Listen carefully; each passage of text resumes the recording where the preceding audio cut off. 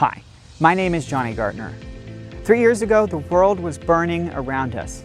People were suffering from COVID-19. Thousands marched in the street, and our public square was in complete disarray.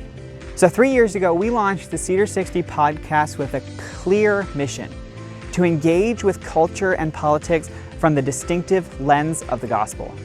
Over the last 3 years, we've interviewed nearly 40 guests and reached nearly 60,000 people in 19 countries and over 30 states.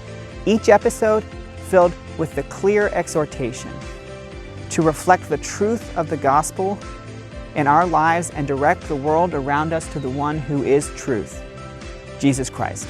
If we've learned anything over the last 3 years, it's this: when Christians abstain from entering the public square or do so at the expense of the gospel, the world loses an important testimony to the truth. Faith exercised in the public square plays a critical role in the redemption of mankind through the reflection of truth in word and deed. After 3 years, we don't know what the future of the Cedar60 Podcast looks like. But we do know one thing for certain. Our God, who holds the future in the palm of His hand, has called us to go out into all the world.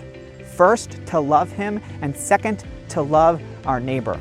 Regardless of the adjective that may describe them, they are defined as bearing the image of God.